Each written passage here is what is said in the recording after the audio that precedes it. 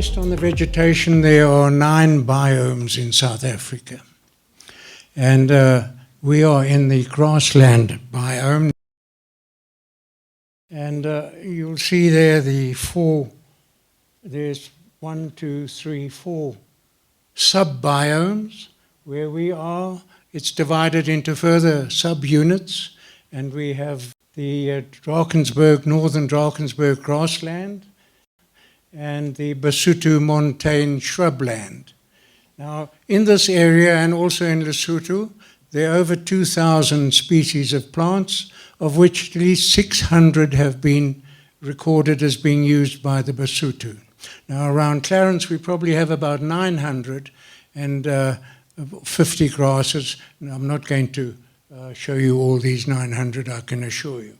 But if we look at the medicinal uses first, this is the well-known blue squill. It's known as Gerere in Sesotho, and it has a bulb.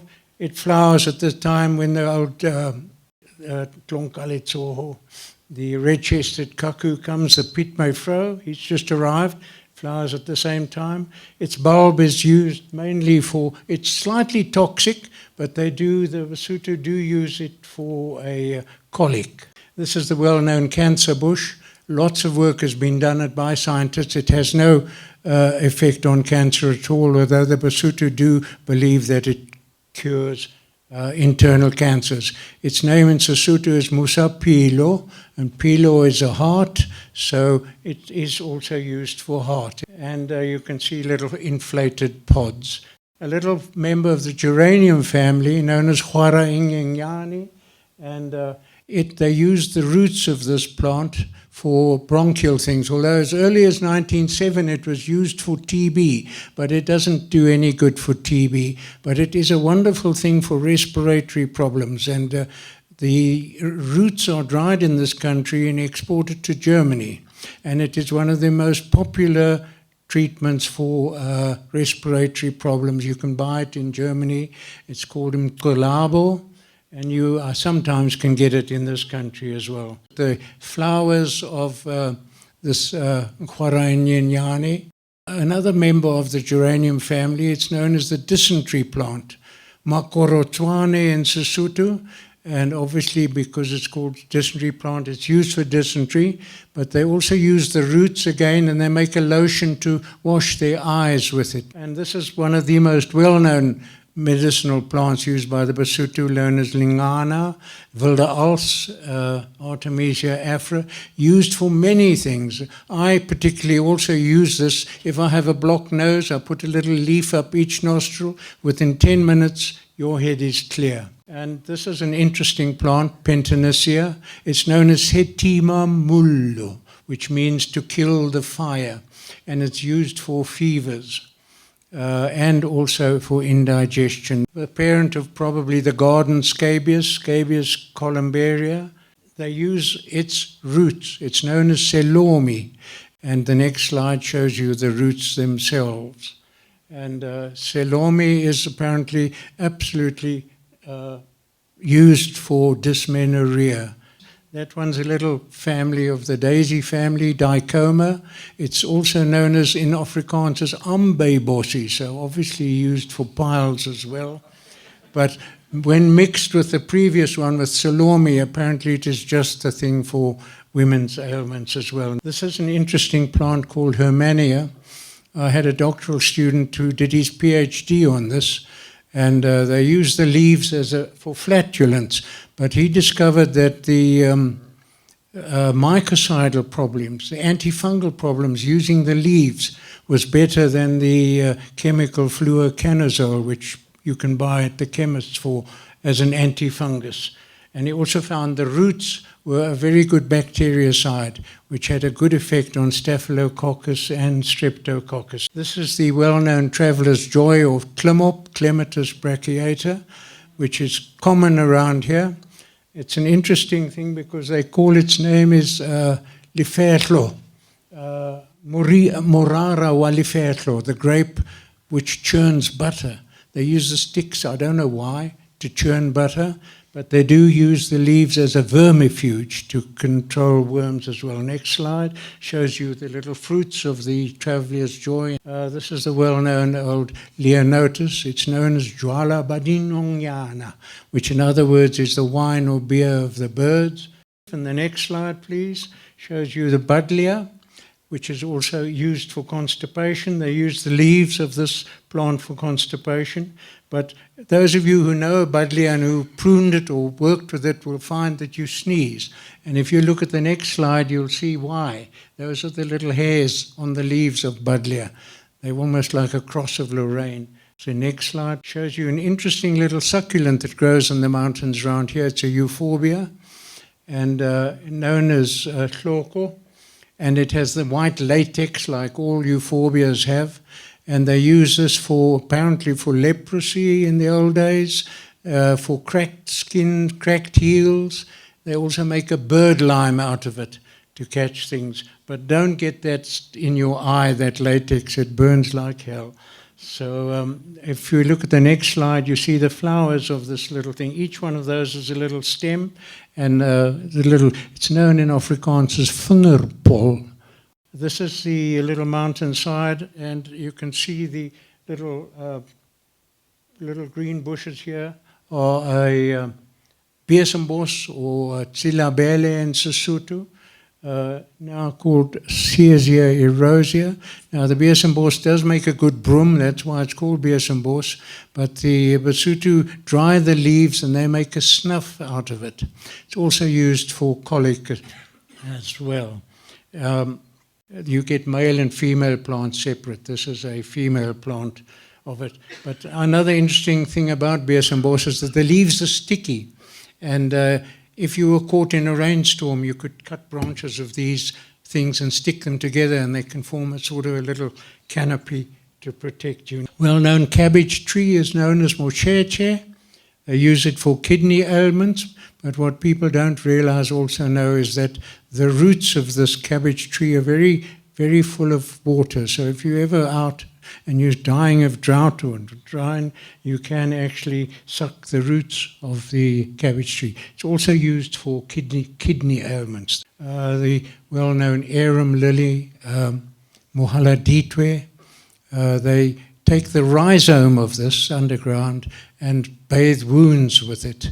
They also make a dye out of mohaladitwe, and another use, not medicinal, but they sprinkle the juice of this thing around their huts to ward off the tokolos. The cotyledon is known as seredile. They use the mucilage here also for painful treating wounds, and the children also break off these little fleshy leaves and use them as toys. This is a lovely photo by the late Patsy Millen of the pineapple lily, Chapumpu in Sesotho, and it has many uses, also again in confinement. And this hypoxis is also well known, also used for kidney ailments. They use the corms. In the next slide I'll show you the corms, which are with an iron digging stick, not in Clarens but nearby. These big woody, it's also known as the African potato for some reason or other. This is the gifbol or bouffon, has an interesting Sesotho name, Gutsani Yanoha. Now Gutsani is an orphan, and a noha is a snake. So I can only think it comes, in Afrikaans you'll understand, the slangsekind. In other words, it's very toxic and you've got to be careful of this plant. You can actually write somebody off by giving them an enema with an extract from the bulb of this plant. So it's extremely poisonous. It's also used in the initiation schools to sort of half anesthetize the gentlemen when they're being circumcised. They cook this thing up and they smoke, you inhale the smoke. It apparently does help. But it's a very poisonous plant. It comes out with its fan leaves and then this big inflorescence. This is the well-known rooigras or red grass that the Rooiburger from here to Fourierburg get their name from this plant. It's known as seboku in Sesotho. It's used for, they use the roots for stomach ailments. This is a little grass known as hloko in Sesotho, and it's very unpalatable. If cows eat it, they milk dry up. And I gather the suburb in Bethlehem called Botlokong is named after this grass. We've looked at a few medicinal. Let's look at some of the non-medicinal uses. This is probably the parent of all the gazanias that we get in the gardens. And if you look at its leaf, it has these long leaves, and you take out the midrib, the single peat of it, they pull that out, and they rub it in ochre or in mud to get a thing. And if we go to the next slide, you'll see what they make from that. They make a little skirt called a tetana, and for the little girls. Now, each one of those little strings is the central midrib of the gazania. This is an interesting grass called harpacloa. It's known as lefokolodi, which is the Sesotho name for a millipede. Each one of those little things is a little floret. That's the inflorescence. It looks like a millipede, but it's actually known as caterpillar grass. This is a broom grass, Merxmüller maconi, named after two professors, one in Germany and one at Cape Town. The next slide, you'll see it. Those golden grasses in Golden Gate are the broom grass. You'll see what they make from it. A sesuyu, a grain basket, a hat, a koroto, and then 3 different little brooms. 2 hard brooms. This one's actually made from another softer grass. This is the typical mokorotlo, that Basotho hat, formerly only worn by the men. But today everybody wears the mokorotlo. Here are some people collecting thatch grass known as lekokwana, and this is the flakish reed, or the common reed. Apparently it is the most widespread plant in all the world. Interesting, it's called lehlaka, but if you take out its rhizome, which is also edible, it has a different name. It's called koboi. You'll see, those of you who are going to the cultural village will see the hut of the second son, and you'll see it's got the thatch. And if you look at the detail there, there's the thatch grass, and then they have the another tied to stop the wind coming in, and then little ropes made from the broom grass that we've just looked at. And if you look at the screen around, and you look at the detail, those uprights are all the common reed, Phragmites, and then the thatch grass along there, and then each one of those tied with a little rope of broom grass. So we've looked at a few uses. Of course, we need to protect our heritage, and just probably from an anthropomorphic view, at the aesthetic value of some of our plants that are growing around here. That is Erica ceranthoides, the fire erica. The kids suck the juice out of it.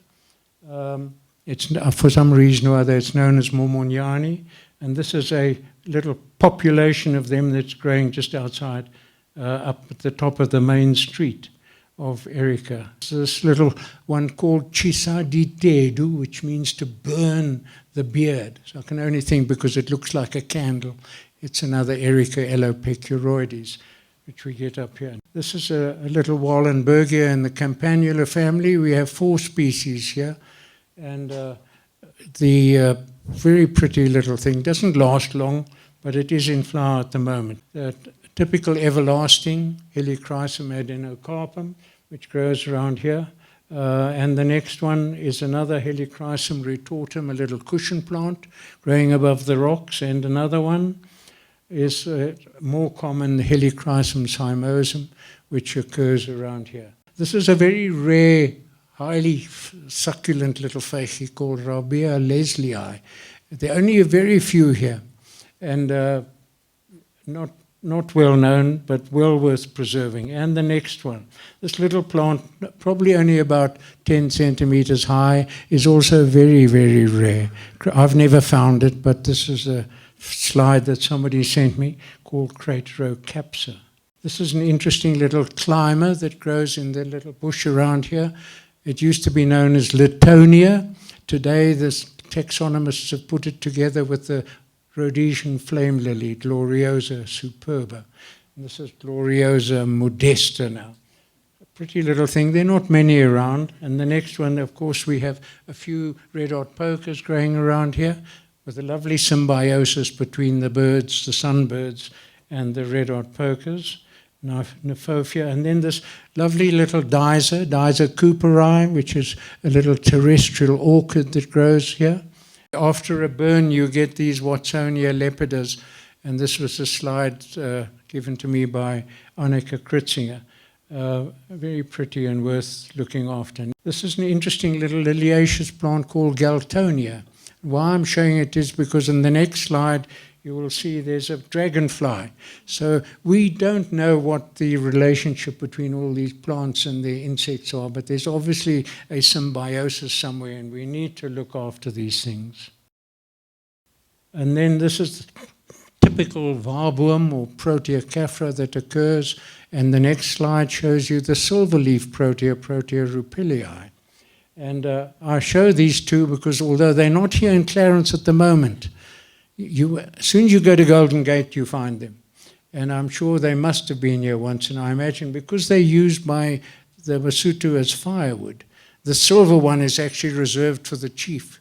I can only think they were once here and have been taken out. They're no longer in our area. If we look at some of the threats that are facing this flora, the first one is urbanization. 8 years ago, at the top of Main Street, you will see there were about 11 houses. Today, there are 20.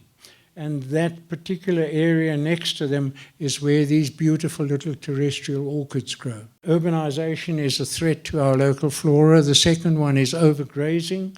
This isn't here, but it just shows you what happens when you overgraze. You've still got grass on this side. This side has all become karoo bushes. Inedible. On the way to Bethlehem, just over the neck here, you'll find a veld that has been taken over by bankrotbos or bankrupt bush. Again, from overgrazing, there's hardly any grass left there. And you see these poor cows wandering around amongst this unpalatable Seriphium. Poplar is a problem here also. It is brought in to control the dongas and does that. But if you look at the next slide, you'll see what happens if you don't control it.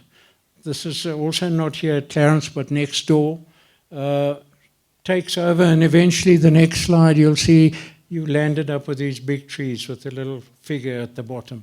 So we have these also in our area at the bottom. This is one of our worst invaders, Pyrocanth, and you'll see on the way to Bethlehem how it's taken over the veld. All these are orange, very difficult to get rid of because it's a spiny plant and difficult to get out of. The Cotoneaster also brought in from China as a hedge plant. And if you look at the next slide, you'll see how it's taken over here on the hill next to the village here. More easier to get rid of because it doesn't have spines, but the birds love it and they spread it. We'll see an interesting plant called Verbena bonariensis from Buenos Aires. It grows in the wet areas, probably came in with the Boer War with fodder from South America. And if you look at the next slide, you'll see its flower. And it's become a very sought-after plant in England and being given a AAA status. It's not really a big problem here yet, but it could become a problem. And the next slide shows you the cluster pine from the Mediterranean, which the baboons also help spread.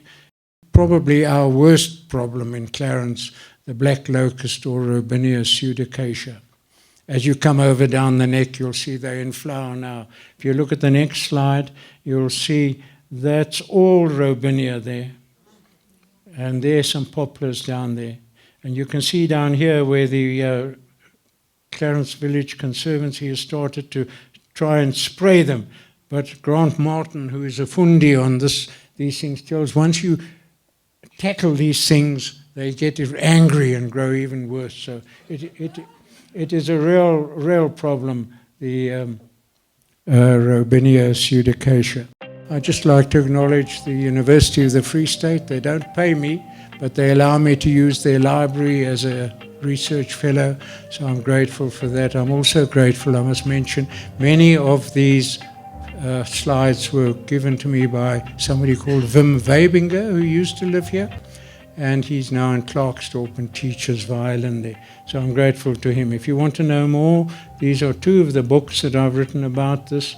Sesotho Plant and Animal Names, and there's our little Mosamani, and then you'll find both these books here next door if you want to know more. Thank you very much.